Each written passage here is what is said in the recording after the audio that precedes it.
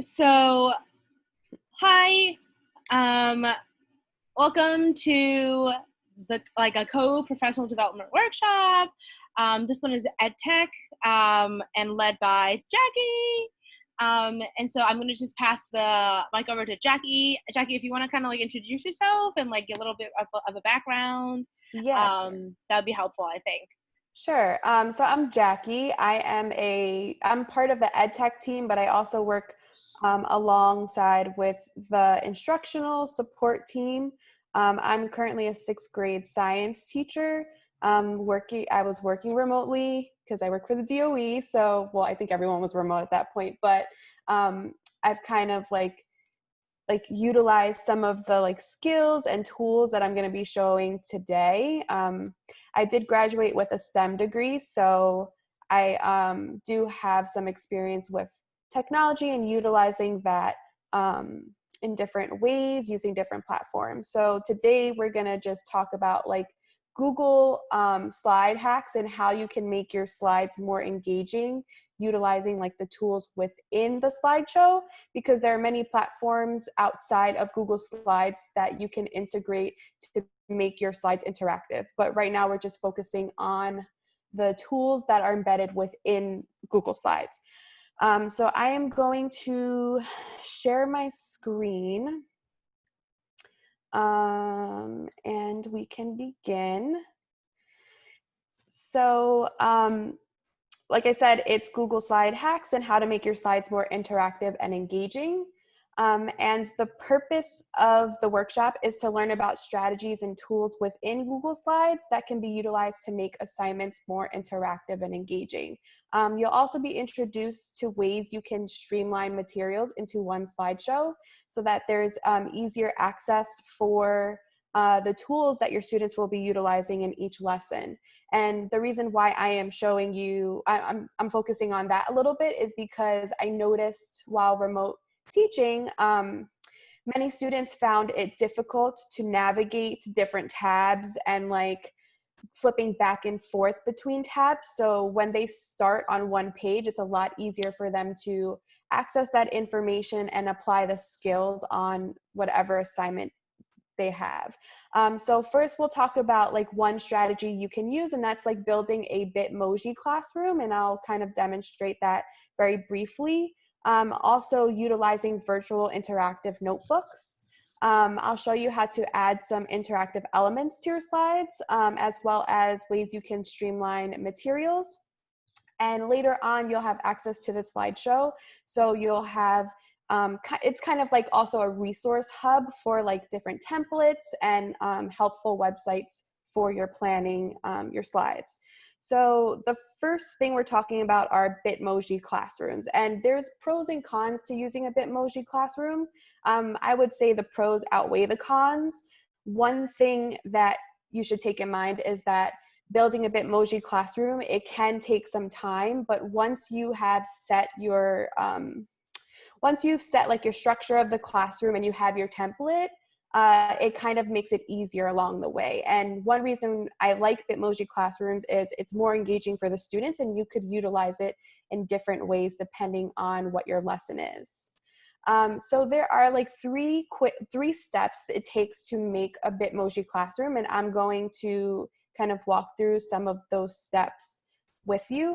The first step is creating your classroom background, and I've kind of listed ways you can do that. So you can do that by either finding pre-made templates, and when you click on this link, it'll bring up a whole folder of different templates that I've found and compiled. I'm not taking credit for some of these templates because I don't want to get sued, but I'm just kidding. But there's different types of classrooms. There's math classrooms, reading classrooms, science classrooms. I know there's different service providers. So you'll find counseling rooms, there's social studies classrooms, there's different themed classrooms. So based on how you want to utilize your Bitmoji classroom, you can find a template there. Can I just, I just want to say that this is super exciting. ever since I heard about your Bitmoji classroom, I've been like wanting to learn how to make my own. So I'm so glad you're including this. And then my question is, how did you find these templates? Did you just like Google like Bitmoji, like Google image Bitmoji Yes. classrooms? So there are a few ways, and at the end in the helpful resources section, I link some places where you can find templates. So one way I found templates is I joined a group on Facebook. Believe it or not, it's like Bitmoji craze for educators, and a lot of Wow. people share their templates and allow you to make copies, and then you kind of manipulate it how you want. Okay. And there's also a website that provides a whole bunch of free templates, and that's all linked in the sources. Okay, got it. So yeah, so that was a great question. So there's two ways you can make your background. You can either find a template and just use it, or you can start from scratch. So let's start with just like a quick start from scratch background. So let me just change the layout. All right, so you start with a blank slate, and then what you do is you kind of insert pictures to create your background. So insert an image. I'm going to do it very quickly, but so say that I want like a blue room with tiles. I'll just look, blue room with tile floor background. All right, I'll find one that I like. I know this doesn't look like a classroom, but just for time purposes, we'll insert that. So you want to kind of format it to the size of the slide. And then you want to add like elements. And what I had mentioned in the previous slide is there's also a place where you can find accessories. So maybe like I want to add a desk, or I want to add like a couch or something. However I want to personalize my classroom, I can do that. And this slideshow literally has anything you can think of, like anything. So I'm just gonna like quickly grab something. Oh my gosh, this is so cool. It's categorized Yeah, it's really, topic. yeah, it's categorized by topic. I didn't make this either. I found it, but I found it to be very Cool. helpful. Yeah. So say like I wanted, let's see, a whiteboard or something as like a standing board. I can copy and paste this into my classroom. Sorry. So copy and paste this into my classroom. And it's here, then you could place it wherever you want. I'm just gonna add one more thing just to like, spice it up a bit.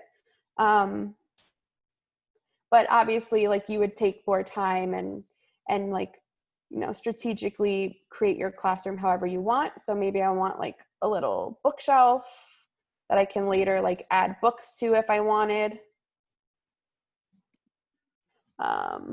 So I'm going to copy, paste. All right, so like say this is, how I want my background to look. Yeah.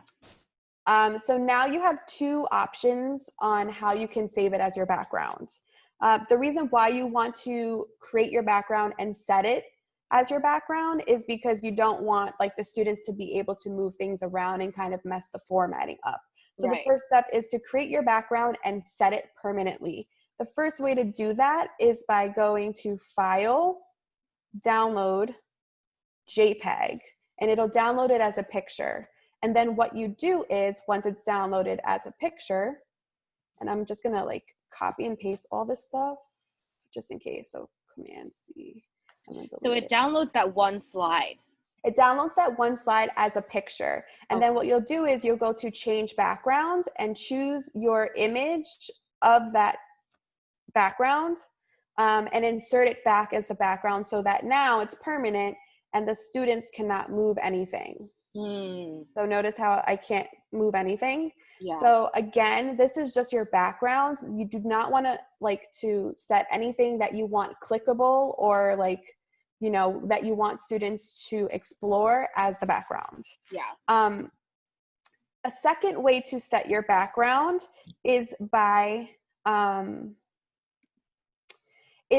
creating it as a master slide. Personally, I think the master slide is probably the best way to go, because once you download it as a JPEG, you cannot go back and change it. So in order to like format it in a master slide, you would go to View, Master, and it'll bring up all of the master slides I have created for this one slideshow. So I'm going to like just duplicate one of these slides. So like this is now in my master, and I'll just like format it so it's covering the whole slide. So now any slide that I choose this background for, it should come up. So this is my new master. I'm just gonna like rename it as Bitmoji Classroom. Okay. Sorry, quick question. Does this master slides function work for just the slideshow, or the master slides like transfer over to other presentations? So that's a great question. So it does only work for this slideshow, but I believe you can import master slides from other slideshows, and I can try and find like a video resource to show you how to do that and send it to you. Thank you. I believe that you can like import master slides. Okay. But if you can't, then that's when you would use like your JPEG strategy. So like say I want this slide to have that background from the master slide, I would just go to layout, and then I would look for my Bitmoji Classroom background, and then it pops up there. So that's 2 ways to set your background. That's only step 1. Step 2 would be to create your forefront. So your forefront are basically any like accessories or things that you want students to be able to interact with. For example, we have a bookshelf. So maybe we want to put items on our bookshelf that students can click and like watch a video about, or maybe like you want to put game boards on there, and it's linked to virtual game boards. So it all depends on how you want your students to interact. So I'm just going to quickly like add a few things. So I'm going to go back to my accessories, or you can like find something, on the internet. But let's see.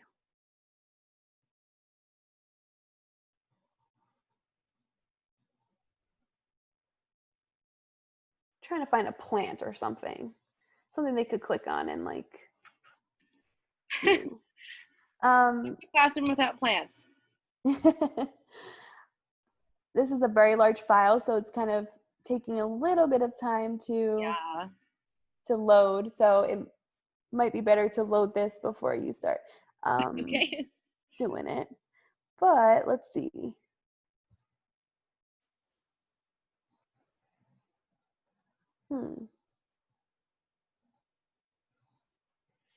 So if you don't find anything, you can always just like look online.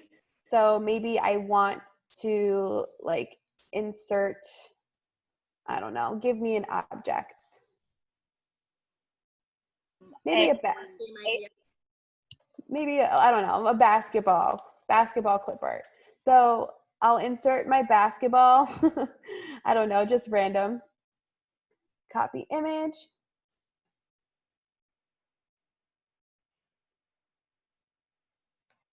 All right, so here's my basketball. Oh, I don't like that background though. So if you ever find a picture that you don't like the background to, you can go to the remove background website.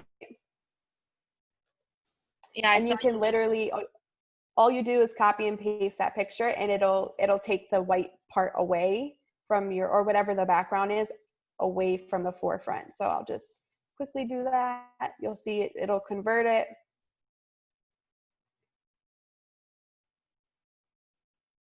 All right, so copy image, it no longer has the background. And then here's my basketball with no background. So say like I put different like sports related things in here. Now what I want the kids to be able to do is maybe like explore like, a game or something or a video of like one of the recent NBA playoff games. So in order to make this interactive, you can then click on your object and then link it to different things. So quickly, let's see. I don't know, NBA playoff highlights. I'm only choosing basketball because I like basketball. But so I don't know, maybe I want to link it to this game, then I would just copy and paste the link and hyperlink it to the object.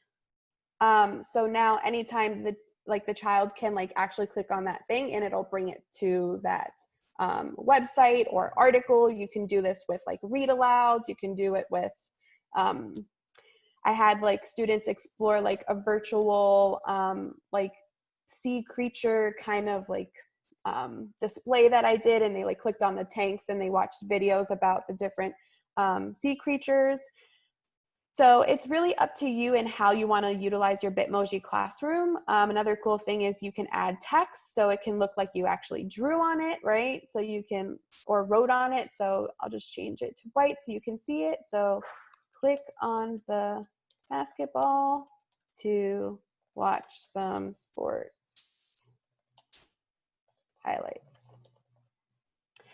So this is just like one way that you can utilize a Bitmoji classroom, and there's like so many other ways you can use it. You can use it, again, like I said, for choice activities. If you're a science teacher, you can maybe set up a chemistry lab or like some sort of like lab where they're exploring different science tools like microscopes or beakers or whatever other tools you have them explore. One last thing, I'm missing my Bitmoji. You can't have a Bitmoji classroom without a Bitmoji. So one quick Chrome extension is the Bitmoji extension, and all you simply need to do is just log into your Bitmoji account, and it will bring you to your already made Bitmoji. So I want to add myself posing in the classroom.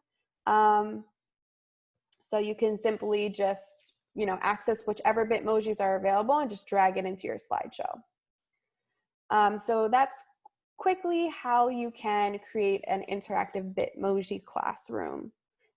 Before I move on though, are there any questions? Or I see there's a lot of comments in the chat, so let me take a look.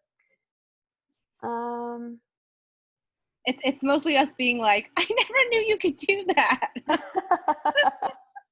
Oh, well, I'm really happy that this, you guys find this inspiring, and also, there's like endless possibilities, and it can get really fun, and also very, like, I'm an obsessive person, so I literally am so detail oriented and just spend hours on it. This is an example of my classroom, and this actually looks like my classroom.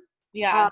So in school, so it's fun, and it's interesting because I didn't start using a Bitmoji classroom until towards the end of the school year, so the kids didn't really use it as much.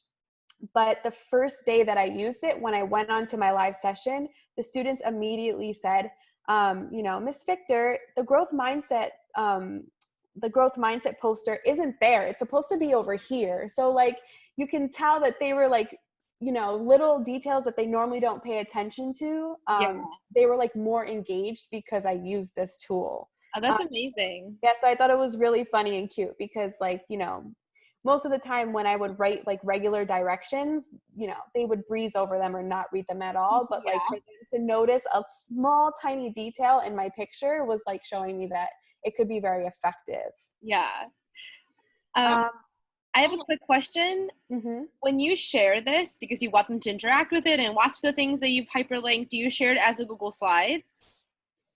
Okay, yeah. So what I would do is I would share this as a Google slide. And if you want to use it as a daily assignment or a weekly assignment, you can also have a Monday, Tuesday, Wednesday, Thursday, Friday, maybe symbol on the board and link it to each day's assignment. So that's one way you can do it. But what I would do is I would use it as the first slide in my slideshow, and then it would link to whatever resources you want it to link to. And then normally I have a second slide for students to kind of like reflect on their learning, or maybe like guiding questions or things like that. I think I do here's an example of how I use it for one daily assignment. So this is when you are teaching live and not necessarily like just giving it to them during like an asynchronous lesson. So you can utilize it both ways. You can use it synchronously or synchronously. I use it more asynchronously to like make them like more engaged. But when you go online, you can designate some like time where they can like explore. Say you're doing like a chem lab, they can like explore the different tools, and then you come back and you like discuss what were some of the tools that you were exploring, like what is it used for, or what's one thing that you observed or learned. So it all depends on like how you want to utilize it. So this is how I utilize it. I would utilize it for like my morning message and my recording of like my, my directions of the mini lesson.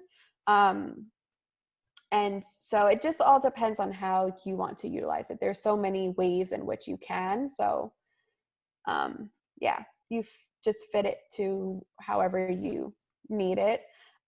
So the second thing that I wanted to show you was interactive notebooks. And I personally love interactive notebooks because it helps with your planning, especially like if you're going in as a hybrid teacher. It just makes it a lot easier because you can plan for the week. And I'll show you like some examples. So I suggest to use already a pre-made template because it takes a lot of time to make, and the templates are already hyperlinked to the pages.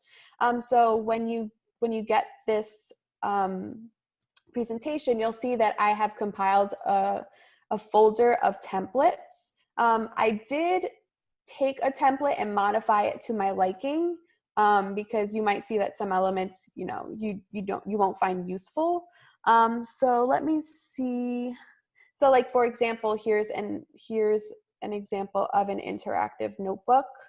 So basically what you could do here is you can do it so it's like a table of contents for the week, and it could be like your Monday activity, your Tuesday activity, your Wednesday, Thursday, Friday, Saturday, and then you can have like an extension topic, like an extension section. And what's really cool about that is these are already hyperlinked to like the next page or section. So like, say I want to go to Monday's lesson, it'll take me right to the beginning of that lesson, and you would go through it. Some other templates. So this is the one that I'm using with my students.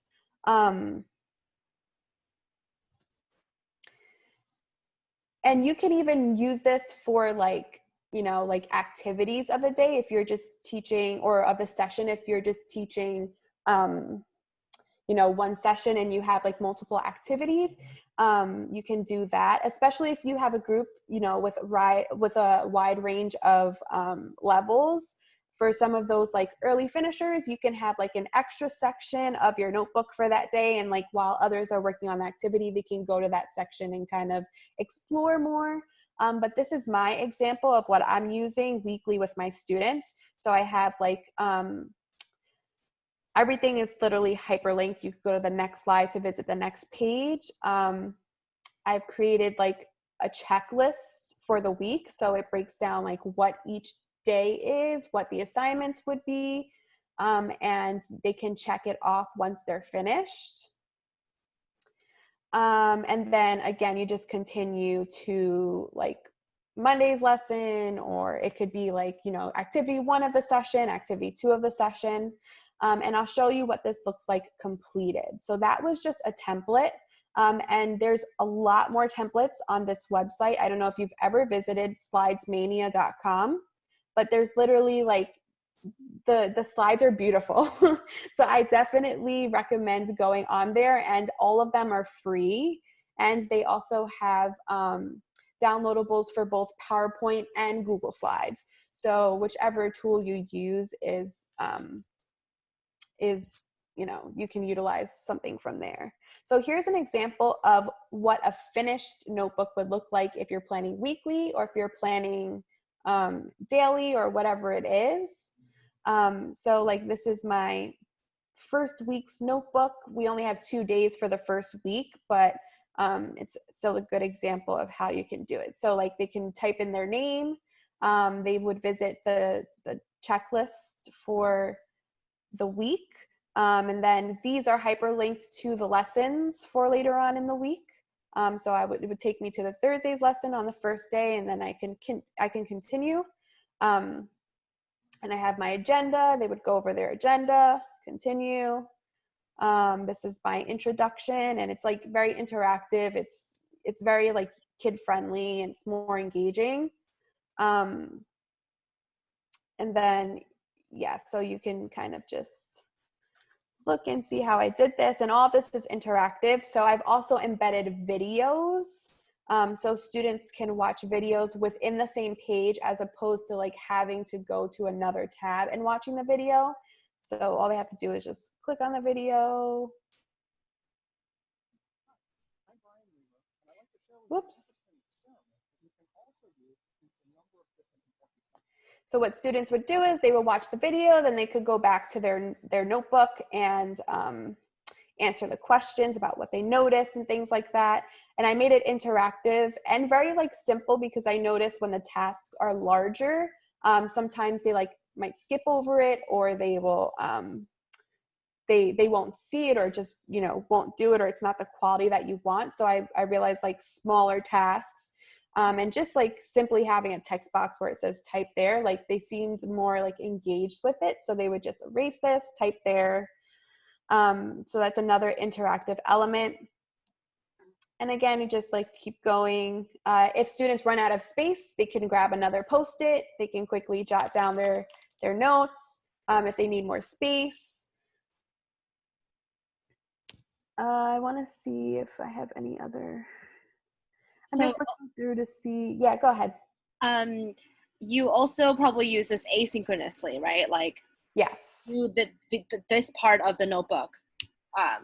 Okay. Yeah. So how I would use it is like if you're using it as a weekly notebook in the morning, I would like assign my like whatever slides. I would say, okay, today's Thursday, September 10th. You're working on slides 4 through 12. And then, you know, if I would go synchronously and teach those same groups, we would like either go over the lesson, or I may focus on a specific part. So it can be utilized many different ways. Maybe I want to like remodel something, or I want to like delve deeper into like the class discussion part. So it all depends on how you want to utilize it. So that's an example of an interactive notebook. Again, there's like templates that I've compiled, and you can also find more on Slides Mania. Do I have any questions about the notebook? One more. No, of course, go ahead. How do you, so if the kids are writing literally inside the notebook, do they all have their own copy of the slides? Yeah, so what I would do is when I would sign this on a Google Classroom, I would make a copy for each student, and they would have their own notebook.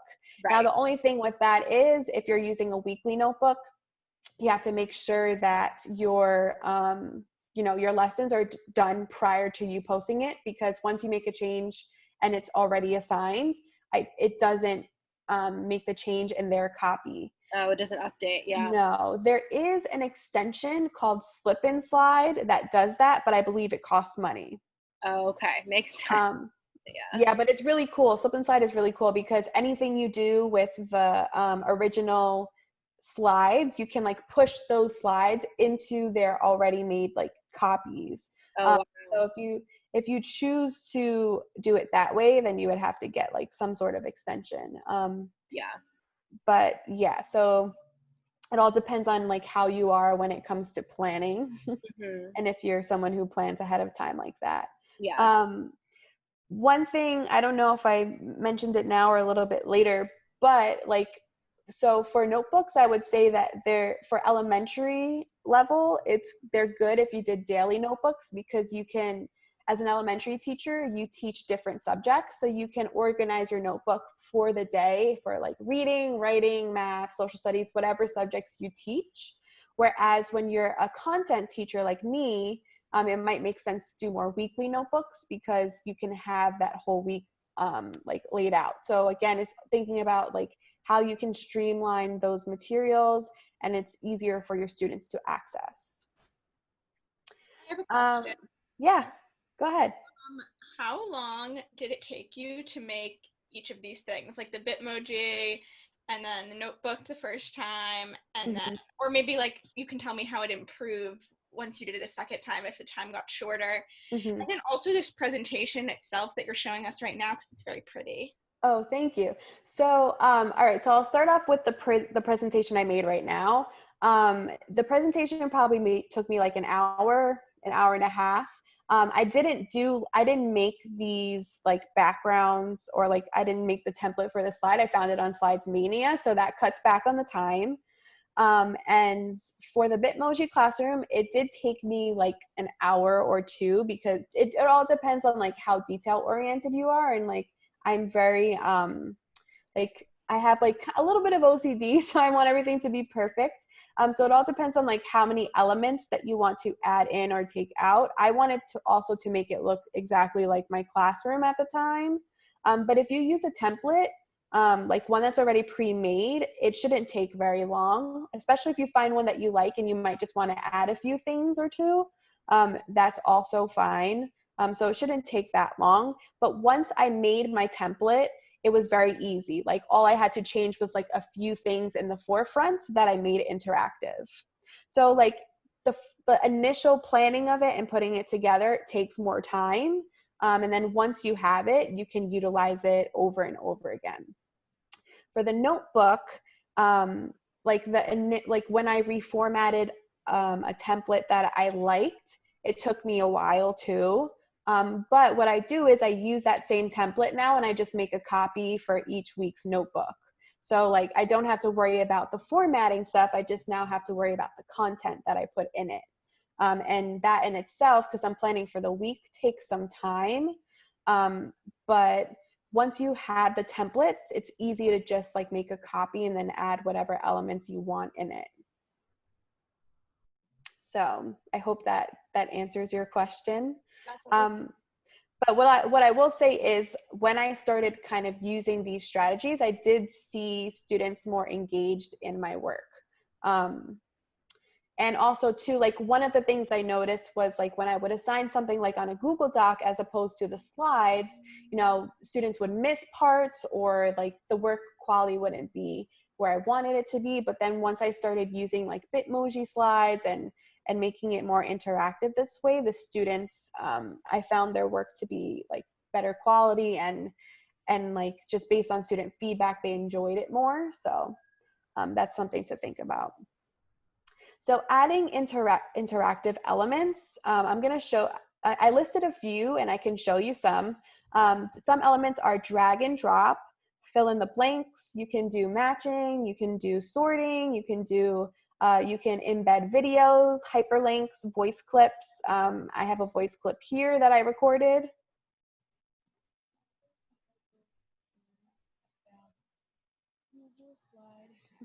Sorry, it's not like it was kind of late at night when I recorded that, but you can add voice clips in there. You can include interactive pictures, and each of these things are hyperlinks to videos that can show you how to do that.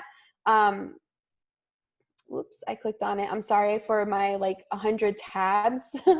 That's there. I use them as my checklist of things I need to do. So clever. I'll show you, I'm going to open up a new slide and just show you some of those like elements that you can add to your slides to make them more interactive. So the first one is drag and drop. And what I normally do for things like this is you can, like maybe you can ask like a multiple choice question, for example. What is today's date? Drag the yellow circle to your answer. And then I would have my multiple choice options. I'm just making this up. I know it's not September, but September 24th, August 25th, And I don't know, June 3rd. Okay, so this is my question, and I want them to drag something and drop it to their answer. So what I would do is I would just add my circle there, drag the yellow circle, make sure you're consistent with your directions so there's no confusion. And then when it comes time for them to answer the question, instead of them having to like write out an answer, they literally can just drag their choice, you know, their answer to whatever option.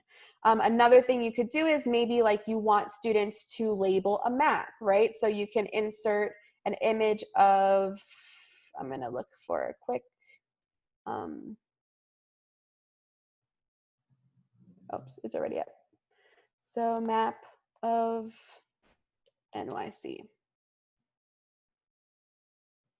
Right, so maybe you want to insert a map.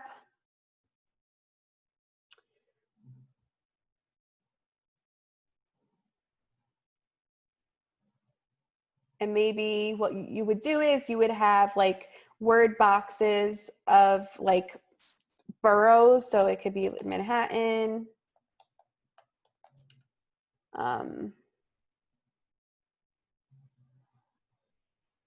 And you could just literally just copy and paste and add another box. Or maybe it would be, I don't know, the Bronx. And you can have students then drag to label the map. So that's an option. Probably did not get that right. I'm just doing it randomly. So that's another way you can implement the drag and drop interactive element, and students love that too. Another thing you can do is fill in the blank. So maybe you will have like a paragraph typed out and you want students to fill in the blank. Today is, keep a space, August 25th. Right, so then what you would do is you would just create a text box here and you would just write type here. I'll make some space here. I can't type today. I'm going too fast. So yeah, so you would just have students type there.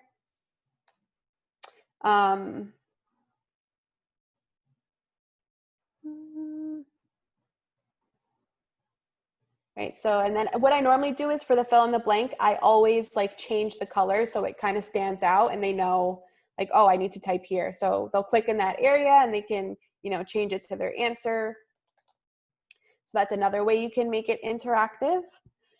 You have matching and sorting. So when I think of matching, I think of like, you know, like those little assignments where you have to like connect the two things that you know, relate. So maybe, let's see. So you have Manhattan, Houston, and LA. And then you have your states. So you have to match the city to the corresponding state. So maybe it would be New York, Texas. Oh, wait, no, I don't want to give it away. And then, so then students could then use their line tool and they can match those things.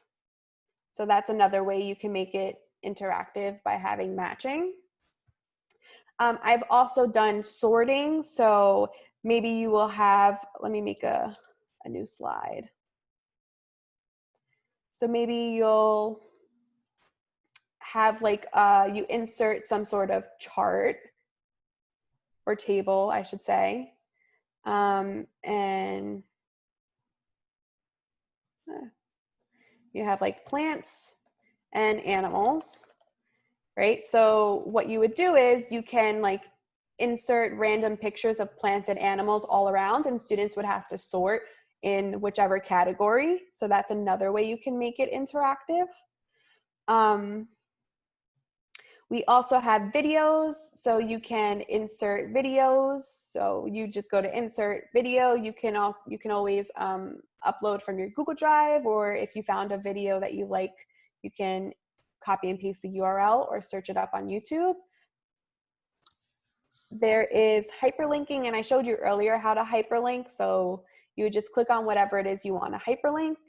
You would click hyperlinking here, and then you would either hyperlink to a website, or you can hyperlink it to another slide in your slideshow, like I did for the pages in the notebook. Voice clips. So there's a free website that I use for my voice clips, and you can seamlessly like put your voice clips in your slideshow. And this is really great if you have a lot of text on your slides or the assignment. So it helps and supports those students who, who benefit from, or, excel from those verbal directions. And the website is called, I believe it's voicerecorder.com. And I have it linked here in the resources. So online voice recorder. And what it does is it allows you to like clip your voice, and then you download it, and you can just insert audio. But before you do that, you have to put it into your Google Drive, because it doesn't, like, you can't upload it. So you have to access it from your Google Drive. And then interactive pictures. So there's a video on here how to make pictures interactive. So maybe you have a diagram of a plant, and what you could do is you can hyperlink certain parts of the plant, and it'll take you to like maybe a reading about that part of the plant, or a video that explains the purpose of that part of the plant. So I can show you quickly how to do that.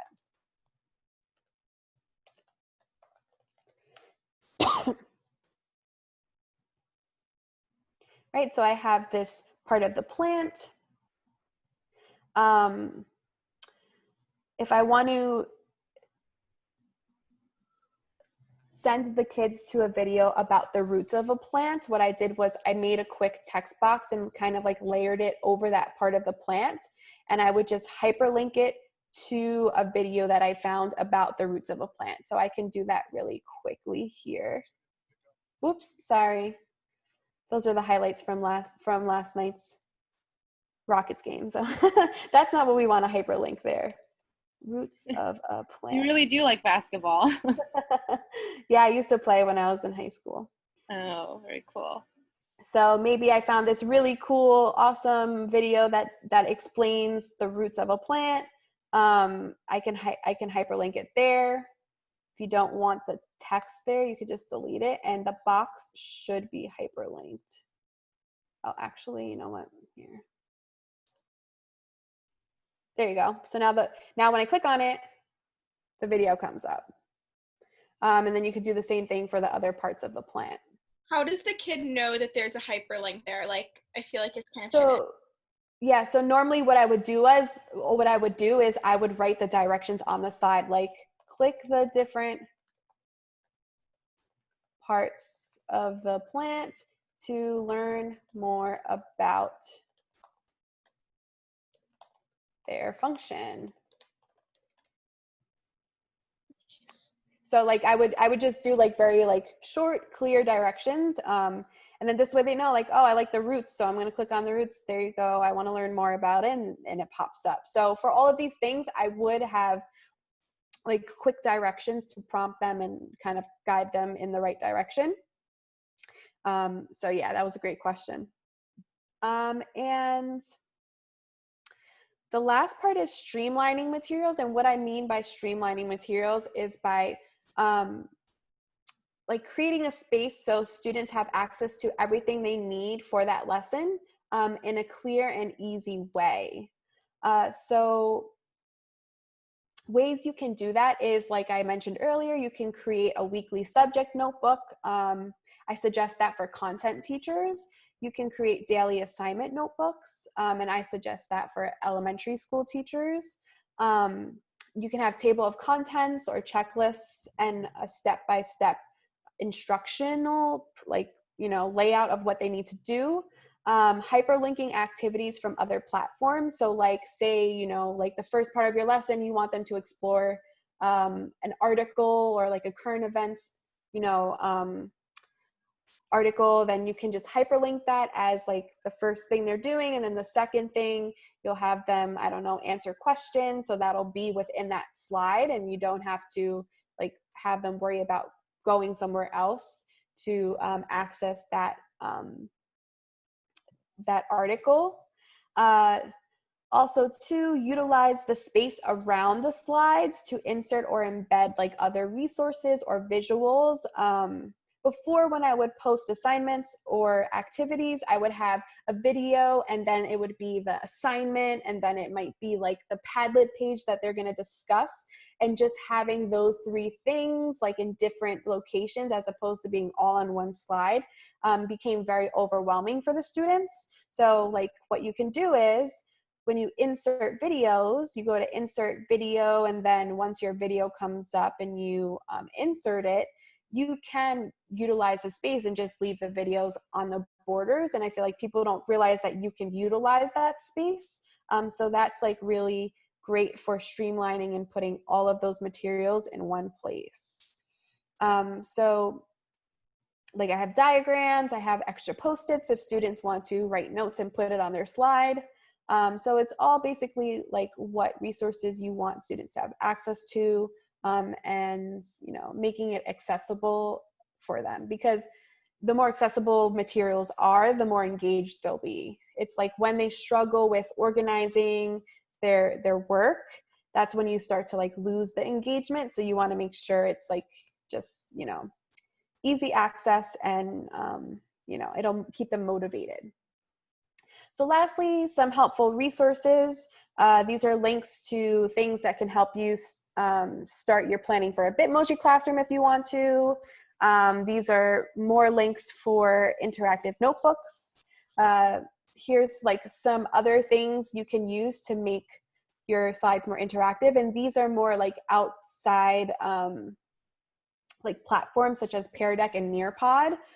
Those are those platforms I was saying that you need to like download extensions or have accounts for. I also linked some videos to tutorials. So if there's anything that you feel like you missed or you forgot, you can always like look at these resources. These are also like lists of some plugins that you might find helpful, or like free extensions for Google Chrome. And these are also like other possibilities that you can do with Bitmoji classrooms, or just making your slides more interactive. So for example, I did a virtual trip, like a virtual trips, and what students did was they clicked on the different locations and it brought them to like that location. So they're kind of like, you know, they're visiting that place for the day. So this one was for the New England Aquarium. So they could click on it. It tells them how to access the stuff. There's music playing in the background. They can travel to certain parts in the aquarium and like watch videos, some live footage from the aquarium. They could continue on to the next exhibit. So like, this is one possibility that you can use. And this isn't like necessarily a Bitmoji classroom, but it's, again, it's like another engaging way that you can get your students to learn.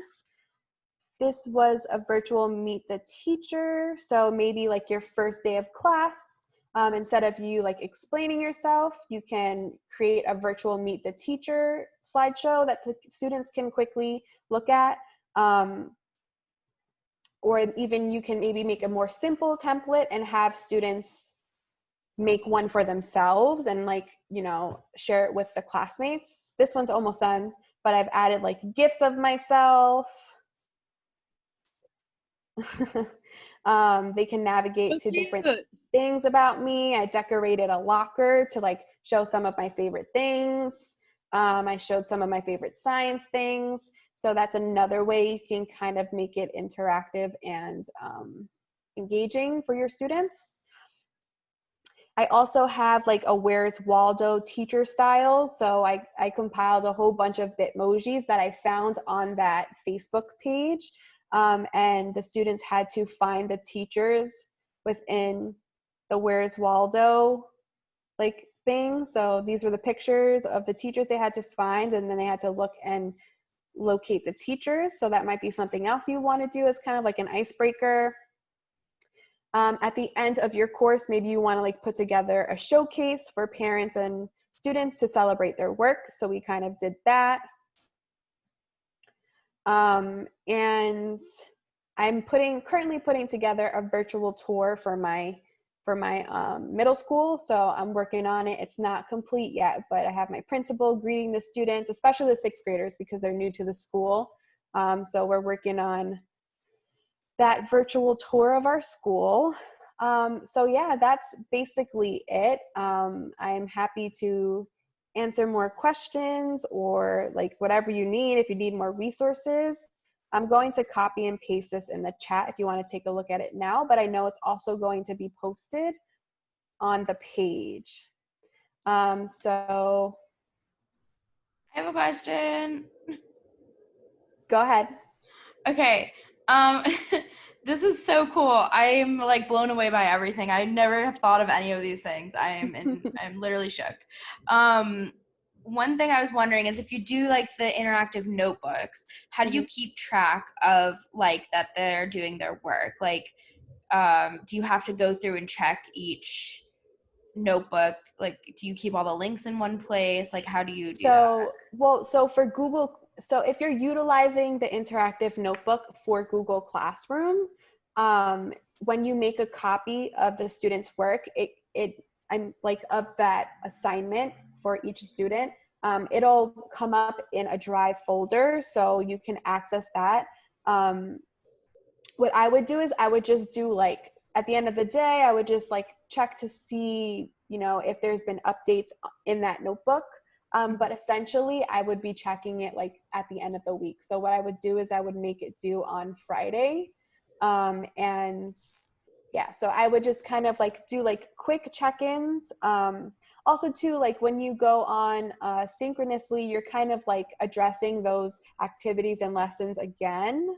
That's how I would structure it. So like at that point, students should be doing the work because you're kind of like, you know, modeling it for them and stuff. But I would just do like quick check-ins if you want, like, you know, midway during the week. And then on Fridays, I would check their entire notebook. Okay, makes sense. Yeah. Yeah. I also have a question. How do you add the GIFs, and how did you make a GIF of yourself? Okay, so for GIFs, it's actually very easy. So what I did was I recorded like a 5-second clip of myself. You can't do it more than 5 seconds because the website won't do it. So you like, I have a Mac, so I just used Photo Booth. And then you go to the website. It's called unscreen.com. Is that in your resources slide? I think it is, but let me double check because if it's not, then I'll put it. Yeah, so create GIFs. It'll bring you to Unscreen. And then I also use a lot of like pre-made GIFs. And there's this cool website called Giffer. And there's all free GIFs on there that you can like in a wide range of topics.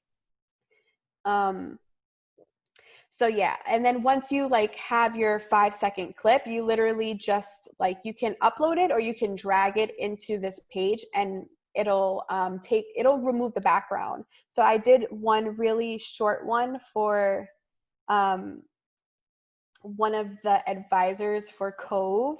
This is her dog. So right now it's preparing like the video and it'll convert it into a GIF and remove the background. So it like literally takes like 10 seconds. The dog's like going like that. And then what you would do is when it's done loading, you download it and then you would just drag it into your slideshow. It's really it's easy and it's fun. Download it into your Google Drive. How do you get it in? So what I do, it downloads to your computer. So I would download it as a GIF and then you can, so like say I download it as a GIF and then, I think it's taking a little bit longer because I'm on Zoom and I also have 100 tabs open. But I'm surprised your computer hasn't crashed, honestly. I'm surprised too. I think it's like gonna give up on me eventually. So it's downloaded and then what you could do is you literally just, like this was the one I just made. You just drag it in. Very cool. Yeah, so it's cute. Like if you're having the students work asynchronously and you kind of just like insert your GIF, it's kind of like you're there still with them. So it's cute. And making the slides interactive is just like as simple as like making a copy and sharing it with them as like an editor, and then they can do that. Yeah. So there are other ways you can utilize it.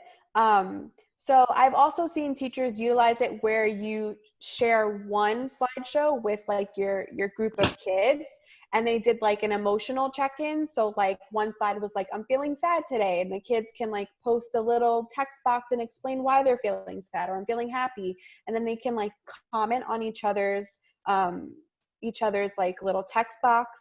Of course, like if you do that, you would have to establish like, rules and the proper way to participate in that. But I've seen that also.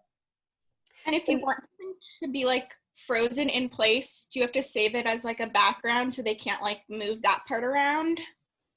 So what do you mean by frozen in place? Like, I don't know, let's say this helpful resources slide was interactive and you don't want them to move your title that says helpful resources and like put it somewhere else on the slide. What do you do about that? Yeah, so what you would do is whatever you don't want them to move, you would save it. You would download it as a JPEG or put it in your master slide, and then they wouldn't be able to touch it. Got it. Yeah, so yeah, like the interactive elements would have to come after. So thank you. So on that topic, Jackie, do you ever find that your kids like mess with your links or anything? No, I've never had that issue. Okay. I also would make like even my text non-movable, so all they would be able to like click in or do would be the interactive elements. But because I'm doing the notebook, I'm not doing it as much that way. Right. But I haven't found the students like mess things up. What I have found sometimes is like the students aren't able to utilize certain tools. So like if they accidentally delete the text box for their fill in the blank, like some of them find trouble like doing that. So like you may want to establish some skills beforehand, like inserting text boxes or inserting shapes. So if they do like accidentally erase that drag piece, they know how to put it back. Okay. So that's something to keep in mind also. But that was like very few like incidences. And like once they figure it out the first time, like they're pretty good with figuring it out again. Okay. So that was my presentation. I hope you found it very helpful. If you have any questions, you can always email me at jfictor@104m.org. And I'm happy to like help you with like, jumpstarting these tools if you need more support. So yeah. Any other questions? Just that was like opened my world of possibilities for like virtual teaching. So thank you so much, Jackie.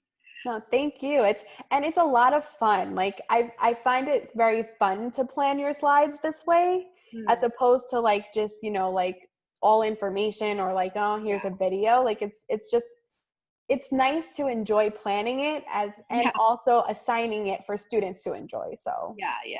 Very true.